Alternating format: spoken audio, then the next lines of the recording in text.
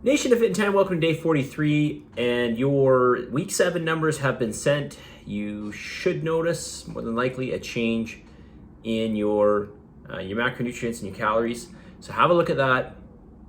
Also, we had a meeting today. Fortunately, it was a really small turnout. Granted, I only put the meeting out maybe 3 days before we were going to have it. It was a great meeting. There was lots of good information, I believe. And well, we only had, I think, 7 people there. So I will post it, and I will hold another one very soon here. All right, and I think we'll end up going through a lot of what we went through today. A lot of stuff just sort of came up organically from the topics that I had.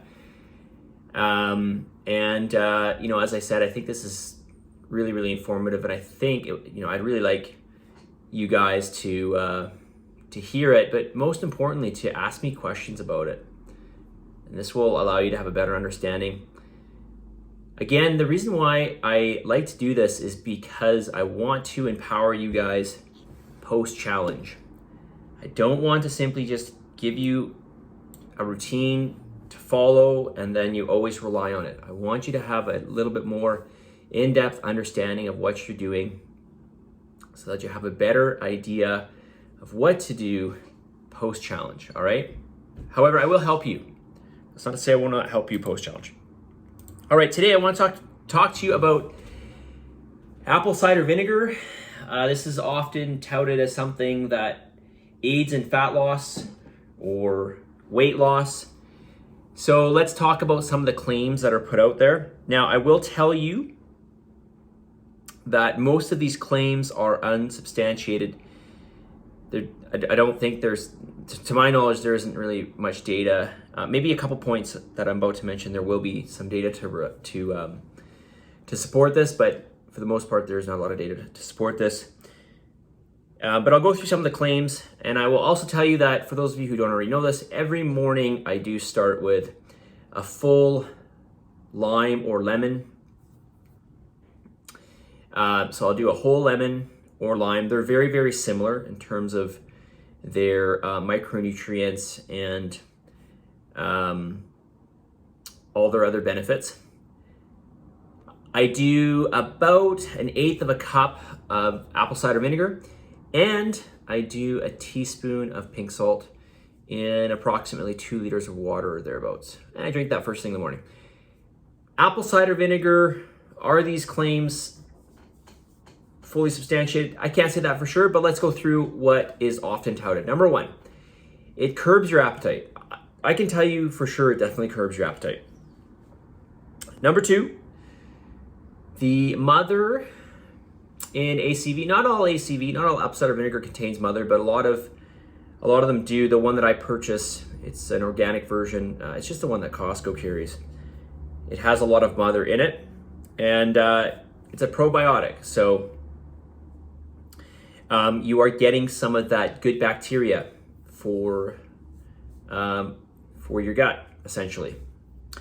Number 3, and this is important for having healthy gut lining. Number 3, lowers fasting glucose. So this is important because essentially what this means is your body is managing glucose better. Number 4, lowers fasting insulin. Again, this is another good sign. This sort of goes hand in hand with glucose. If we have lower glucose, chances are we're going to have lower insulin levels. Insulin is what tends to drive down glucose. So I think what's happening here is apple cider vinegar tends to help with insulin sensitivity. That is, it tends to help to get glucose out of the bloodstream and get it into the cells of the body, hopefully more likely the muscle cells. Number 5, lowers cholesterol and triglycerides. Not really sure if this is that important, but there you have it. Cholesterol,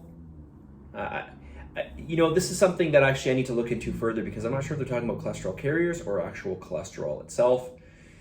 Again, I don't really know if that's really a big deal. Triglycerides, yeah, that might be important. lowering the amount of triglycerides in the bloodstream. Number 6, aids in digestion. This is one of the biggest things I notice, aside from curbing appetite, is it does aid in digestion for sure. Just as a side note, as we age, we tend to produce less and less stomach acid. So you might find that with, not just with ACV, but even with lemon or lime, you can increase that natural production of stomach acid. Number 7, it's very high in polyphenols.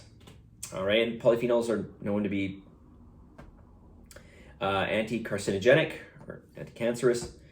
Some of these polyphenols include hydroxycinnamic acid and various other flavonoids. And again, these are just basically plant compounds that are known to be anti-cancer. All right, so again, a lot of these points here, I'm not sure if in fact they are true, but for myself, I do take it for the polyphenols, I do take it for the digestion, I do take it for curbing the appetite, and I'm sure that not all ACV is created the same. So when we talk about the probiotic component, I think this is going to vary from apple cider vinegar to apple cider vinegar, depending on how it's made and how it's stored. But definitely, if you've got some other in there, you should be getting a good amount of probiotic. And again, this is really important for your for the good bacteria in your intestinal tract. Okay, let's get to the message of the day.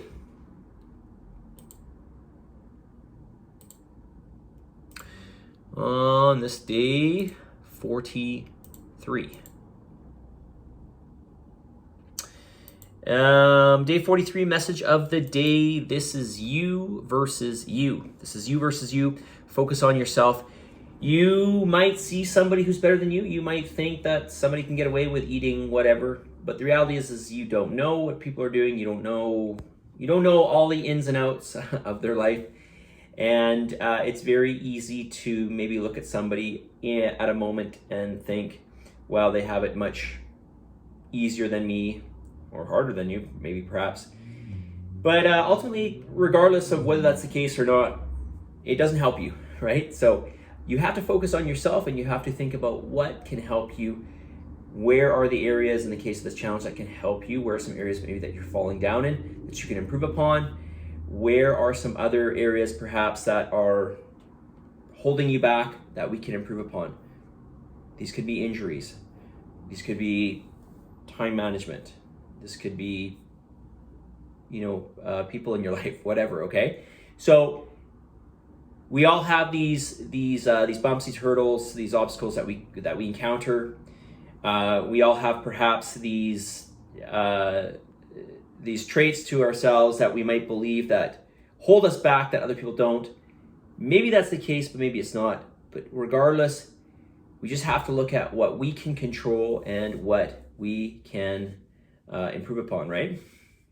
So this is you versus you, not you versus anybody else. So focus on self improvement, right? Self-improvement. Positive energy, positive vibes. Believe in yourself, and for the love of God, give some gratitude, and I'll talk to you all tomorrow.